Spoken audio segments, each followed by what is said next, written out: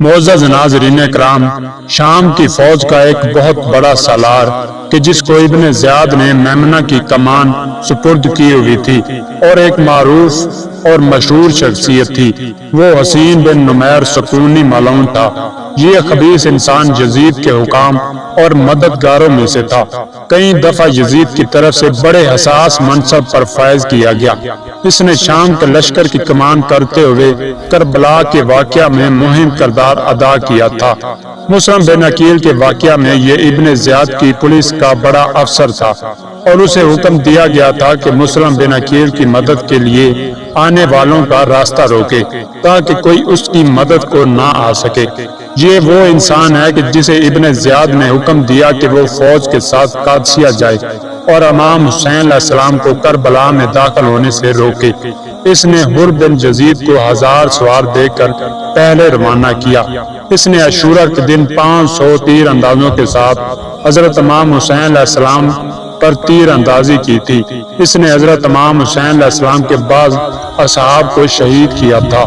اس نے عاشورہ کے دن حضرت امام حسین علیہ السلام پر تیر مارا تھا جو امام حسین علیہ السلام کے دہن مبارک پر لگا تھا، یعنی آپ کے چہرے مبارک پر لگا تھا۔ امام حسین علیہ السلام نے اس سے نفرین کی تھی۔ عاشورہ کے واقعہ کے بعد یہ یزید بن معاویہ کے دوستوں میں شمار ہوتا تھا۔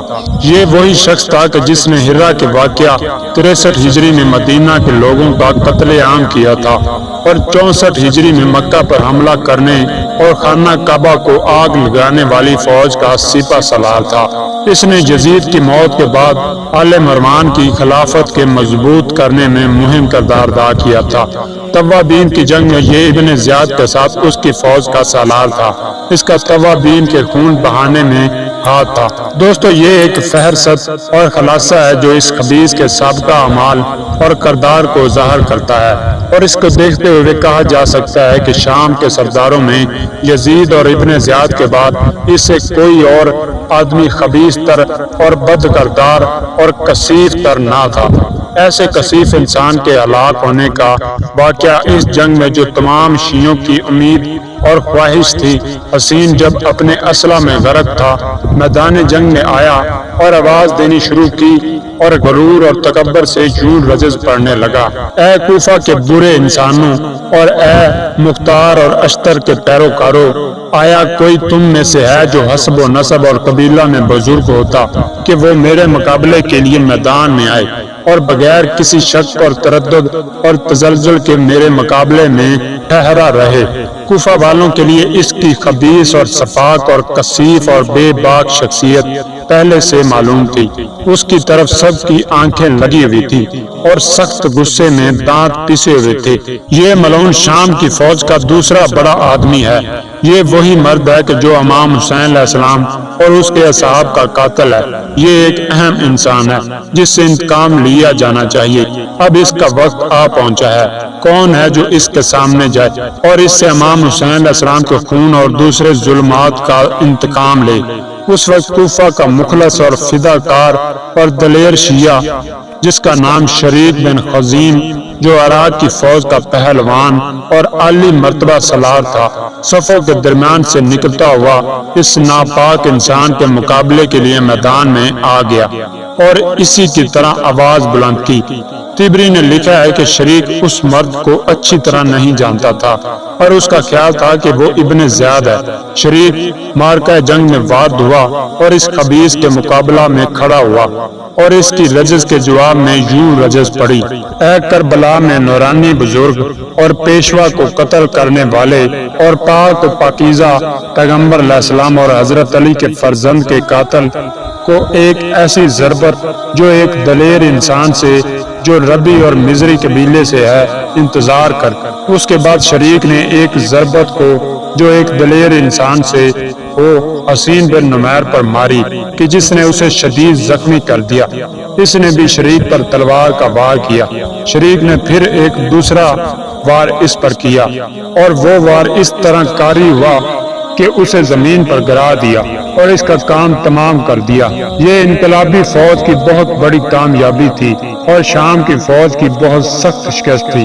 شام کے اس بڑے سالار اور اول نمبر کے مددگار کی ہلاکت نے شام کی فوج پر ایک وحشت اور رعب طاری کر دیا اور وہ عراق کی فوج سے بہت زیادہ وحشت زدہ ہونے لگے۔ جس شریک ابن جریر نے شام کی فوج کے اس ظالم سالار کو قتل کیا تھا وہ حضرت امیر المومنین علیہ السلام کے نزدیکی دوستوں میں سے تھا اور اپنی زندگی کے آخری لمحات تک آپ کے ساتھ رہا۔ صفین کی جنگ میں اس نے نمایاں کارنامے انجام دیے تھے اور اس کی ایک آنکھ اسی جنگ میں ضائع ہو گئی تھی۔ حضرت علی علیہ السلام کی شہادت کے بعد یہ بیت المقدس چلا گیا تھا۔ جب کربلا کی جنگ میں امام حسین علیہ السلام کی مظلومانہ شہادت کی خبر سنی تو اس وقت اس نے یوں کہا کہ میں خدا سے وعدہ کرتا ہوں کہ اگر میں ایسے مددگار پیدا کر لوں جو امام حسین علیہ السلام کے خون کا انتقام لینے کے لیے قیام کریں تو میں ابن مرجانہ ابن زیاد کو قتل کروں گا یا اس کے مقابل قتل ہو جاؤں گا۔ جب اس نے مختار کے قیام کی خبر سنی تو اپنے آپ کو مختار کے ہاں پہنچا دیا اور مختار کے ساتھ ہو گیا۔ مختار نے جب ابراہیم اشتر کی سربراہی میں فوج شام کے لشکر کے مقابلے کے لیے روانہ کیا تو ربیع قبیلے کی فرماندہی اسی شریک کے سپرد کی۔ شریک نے اپنے 300 آدمیوں کے ساتھ یوں کہا کہ ہم نے خدا کے ساتھ وعدہ کیا ہوا ہے اور ان 300 آدمیوں نے جو شہادت طلب گروہ ہیں شریک کے ساتھ مر جانے پر بیعت کی ہے۔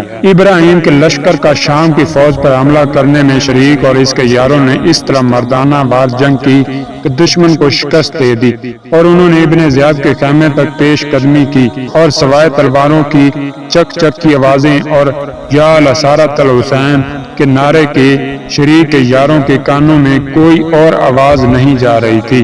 شریک ہمیشہ کہا کرتا تھا کہ زندگی میری نگاہ میں بے وقت ہے سوائے اس کے کہ میں زمین پر نیزہ گاڑوں اور اس کے سایہ میں رہوں، یعنی شریفانہ زندگی تو میدان جنگ میں ہوتی ہے۔